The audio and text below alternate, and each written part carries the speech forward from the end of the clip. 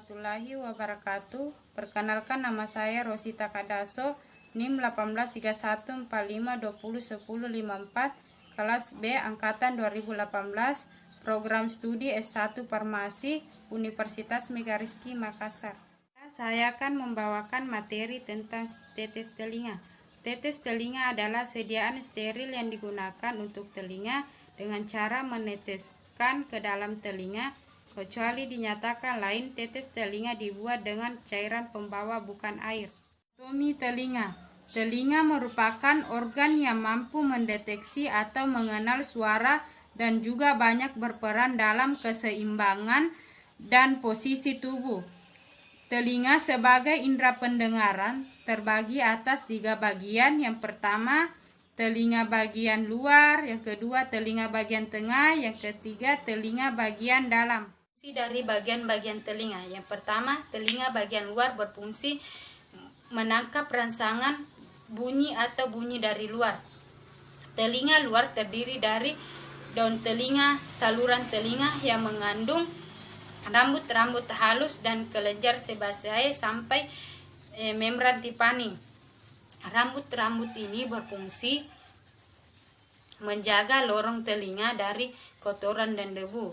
Yang kedua, telinga bagian tengah.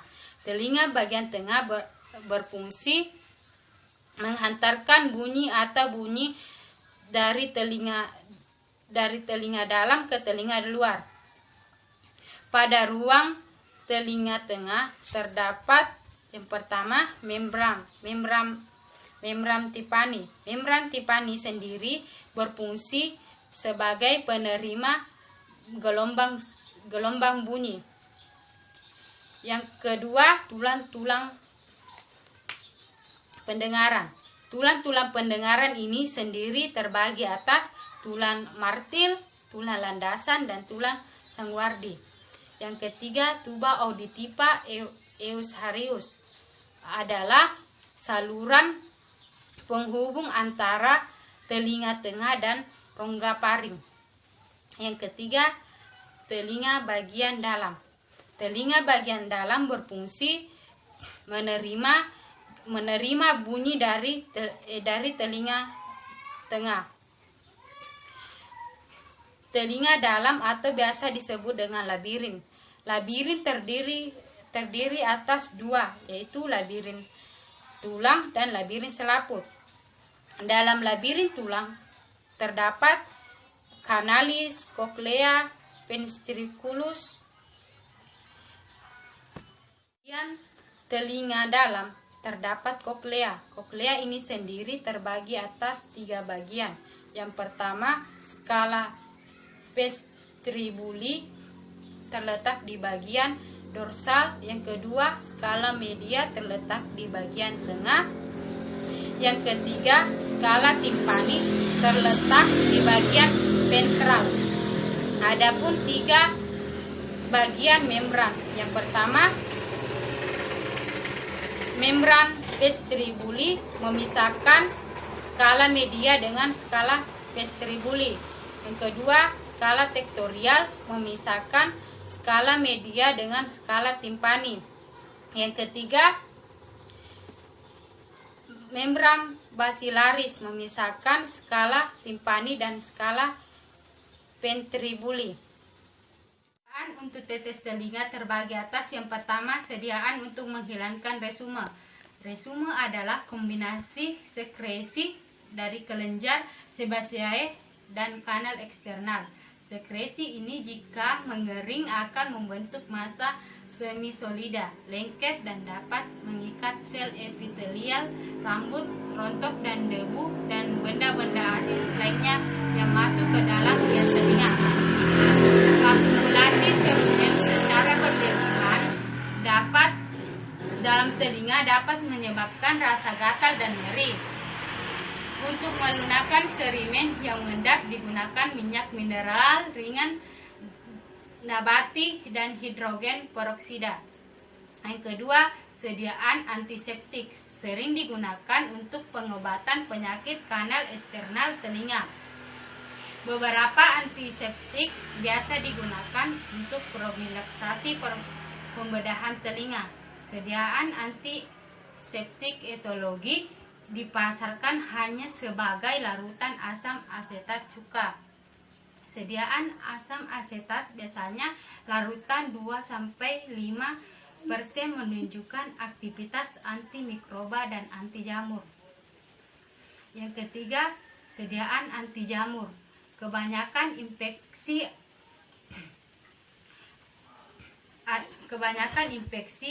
autoimunik adalah konsekuensi dari pengobatan antibiotika dengan cara pembersihan kanal telinga dan menghentikan pengobatan dengan antibiotik biasanya cukup untuk menghilangkan menghilangkan infeksi. Yang keempat, sediaan tetes antimikroba. Salah satu kelompok obat tetes antimikroba otik paling banyak diminta oleh dokter melalui resep. Yang kelima, sediaan anestesika agen. Anestesika digunakan untuk menghilangkan nyeri terkait dengan infeksi seperti otik eksternal, otitis media, dan meningitis gelembung, dan dapat digunakan pula secara lokal. Saat pembawa pada obat tetes telinga. Tetes telinga mengandung cairan pembawa. Bila tidak dinyatakan lain, cairan pembawa bukan air. Cairan pembawa yang digunakan harus memiliki kekentalan yang sesuai agar obat mudah menempel pada dinding telinga. Biasanya berupa gliserin dan propilen glikol. Selain itu bisa juga digunakan etanol, heksilen glikol, dan minyak lemak nabati. Pada tetes telinga juga mengandung zat adiktif seperti pengawet, antioksidan, buffer, dan surfaktan. Antioksidan seperti natrium sulfat dan penstabil lainnya juga digunakan ke dalam formulasi obat telinga jika dibutuhkan cairan pembawa bukan air, kecuali dinyatakan lain. Cairan tetes telinga biasanya memiliki 10 derajat keasaman sekitar 5,0 sampai 6,0. Larutan yang dipakai dalam tetes ini biasanya mengandung antibiotik, asam borat, NaCl, peroksida, fungisidal, dan minyak lemak nabati. Adapun kelebihan dan kekurangan tetes telinga. Yang pertama, penggunaan dan penyimpanan steril, cepat bereaksi karena tetes telinga diteteskan pada bagian yang sakit. Adapun kekurangan, dapat mengakibatkan rasa sakit ketika pemakaian, yang sulit digunakan atau meneteskan pada diri sendiri. Syarat-syarat tetes telinga. Yang pertama, syarat pada uji penetapan pH sediaan. Memiliki syarat yaitu 4-8. Yang kedua, syarat pada uji volume terpindahkan. Memiliki syarat yaitu volume rata-rata yang diperoleh dari 10 wadah tidak kurang dari 100%, dan tidak ada satupun wadah yang kurang dari 95% dari volume yang dinyatakan pada etiket. Yang ketiga, syarat pada uji partikulat. Memiliki syarat yaitu bebas partikel asing. Yang keempat, syarat pada uji penetapan kejernihan sama dengan air atau pelarut yang digunakan. Gangguan pada pendengaran. Yang pertama, tinnitus. Tinnitus adalah gangguan pendengaran dengan keluhan perasaan mendengar bunyi tanpa ada rangsangan dari luar. Keluhan ini bisa berupa berdenging pada telinga. Yang kedua, radang kronik. Radang kronik atau kronik telinga adalah suatu peradangan atau infeksi telinga yang ditandai dengan terdapatnya lubang pada gendang telinga yang disertai dengan keluarnya cairan seperti lendir atau nanah secara terus-menerus. Yang ketiga, tuli akibat bising. Tuli akibat bising adalah suatu kelainan penurunan dengan intensitas berlebihan secara terus-menerus dalam waktu jangka yang lama. Yang keempat, tuli bawaan atau genetik. Tuli genetik disebabkan oleh faktor keturunan. Gejala kelainan ini biasanya sudah ada sejak bayi dilahirkan atau sejak kanak-kanak. Jenis-jenis obat tetes telinga. Yang pertama, polimisin. Polimisin kombinasi atau disebut otapin. Otapin adalah obat yang digunakan untuk mengatasi radang pada telinga akibat bakteri. Otapin ini mengandung lidokain yang berfungsi mengatasi rasa sakit pada telinga. Yang kedua, klorophenicol kombinasi atau disebut dengan kotolin atau kotolin dan kolme. Kotolin dan kolme sama-sama mengandung klorophenicol yang berfungsi mengobati infeksi akibat bakteri di telinga bagian luar. Bedanya, selain mengandung klorophenicol, otolin juga mengandung obat antibakteri lainnya seperti polimisin. Kedua kandungan obat ini tidak cocok untuk mengobati infeksi akibat virus. Pereda nyeri, obat sakit telinga otolin mengandung pereda nyeri. Yang ketiga, neomycin sulfat kombinasi atau disebut otoprap.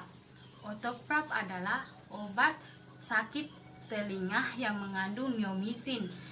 Neomycin sulfat dengan kombinasinya bakteri dalam telinga dengan menghambat pertumbuhan bakteri dalam telinga. Obat ini dikatakan kombinasi karena juga mengandung pereda nyeri yang terkandung dalam obat. Yang keempat, klorophenicol atau biasa disebut kloramycin reko adalah beberapa merek obat tetes telinga khusus untuk mengatasi bakteri. Kandungan utama dalam obat telinga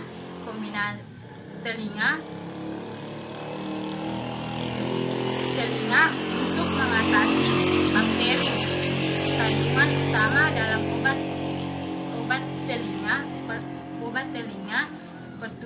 obat telinga ini adalah kloramfenicol yang berfungsi untuk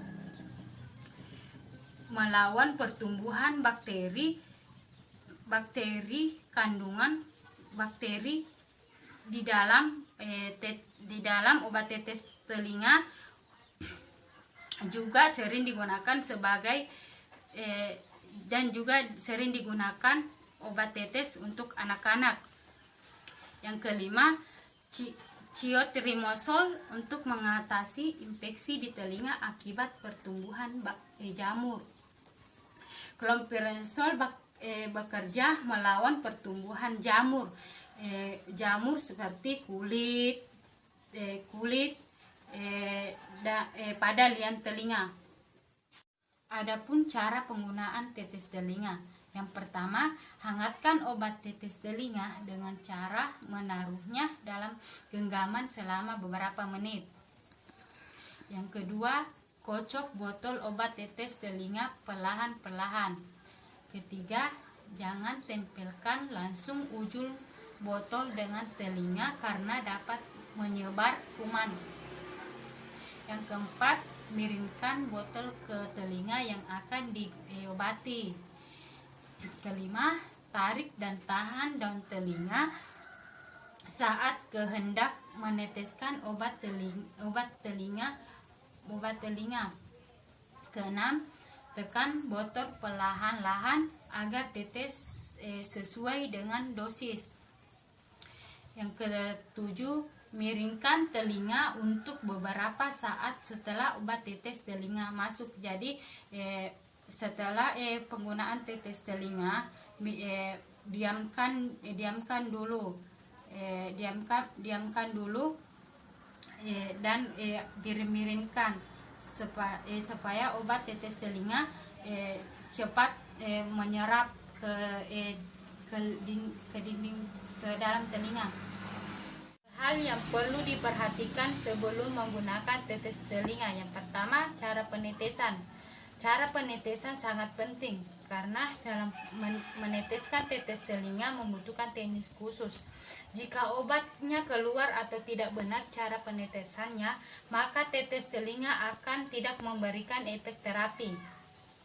Yang kedua, cara penyimpanan juga sangat penting karena tetes telinga merupakan sediaan cair yang sangat rentan ditumbuhi oleh mikroorganisme. Jadi penyimpanan dengan baik itu tetes telinga akan sangat penting.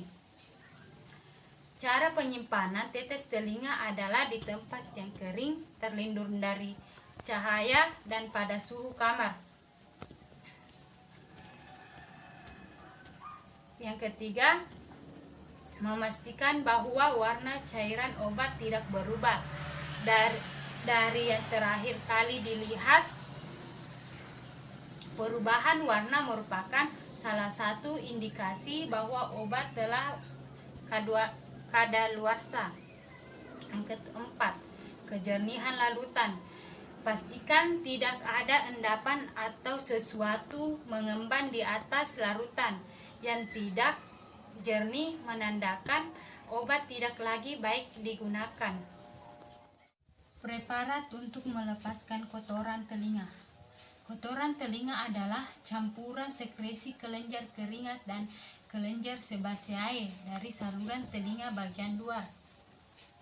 Tumpukan kotoran telinga yang berlebihan dapat menimbulkan rasa gatal, rasa sakit, dan gangguan pendengaran, merupakan penghalang bagi pemeriksaan secara otologik. Telah bertahun-tahun, minyak mineral encer, minyak nabati, dan hidrogen peroksida dibiasakan digunakan untuk melunakkan kotoran telinga yang terjepit agar dapat dikeluarkan.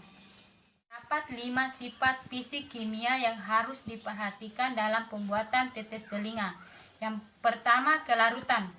Kebanyakan senyawa obat larut dalam cairan pembawah yang umumnya digunakan pada sediaan tetes telinga. Jika senyawa obat larut dalam cairan pembawah, maka dibuat sediaan suspensi. Bila sediaan berupa suspensi, maka pensubsinya sorbitan atau polisorbat. Yang kedua, viskositas. Sediaan tetes telinga penting untuk diperhatikan karena dapat menjamin sediaan bisa lama berada di dalam saluran telinga. Yang ketiga itu sifat surfaktan. Dengan adanya surfaktan akan membantu proses penyebaran sediaan dan melepaskan kotoran pada telinga. Yang keempat itu pengawet. Pada tetes telinga sangat diperlukan pengawet terhadap pertumbuhan mikroorganisme. Yang kelima, pH optimum.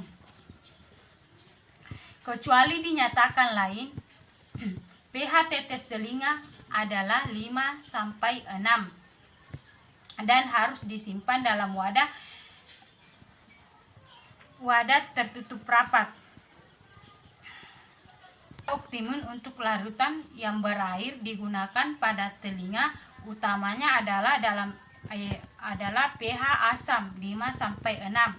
Ketika pH telinga berubah dan asam menjadi alkali, bakteri dan fungi tumbuh lebih cepat. Ya. Evaluasi sediaan. Yang pertama, penetapan pH. Tujuannya untuk mengetahui pH sediaan sesuai dengan persyaratan yang ditentukan. Yang kedua, evaluasi organoleptik. Tujuannya untuk menjamin organoleptik sediaan sesuai dengan spesifikasi dari produk yang telah ditentukan. Pada evaluasi organoleptik perlu dilakukan pengamatan seperti bau dan warna secara makroskopik. Yang ketiga, uji kejernihan.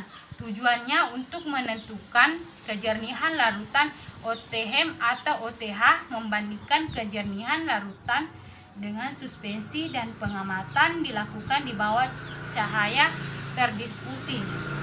Yang keempat, homogenitas. Tujuannya untuk menjamin kehomogenitasan sediaan obat tetes telinga. Kehomogenitasan dapat ditentukan berdasarkan jumlah partikelnya dengan pengambilan sampel dan berbagai tempat menggunakan mikroskop untuk hasil yang lebih akurat. Yang kelima, uji kebocoran. Tujuannya untuk memeriksa keutuhan kemasan untuk menjaga sterilisasi dan volume serta kestabilan sediaan. Yang keenam, uji sterilisasi. Tujuannya untuk menetapkan apakah bahan atau sediaan steril memenuhi persyaratan. Yang ketujuh, uji efektivitas pengawet. Tujuannya untuk menentukan kadar pengawet terendah yang masih efektif. Itulah materi dari saya. Kurang dan lebihnya mohon dimaafkan. Wabillahi taufiq wal hidayah. Wassalamualaikum warahmatullahi wabarakatuh, dan terima kasih.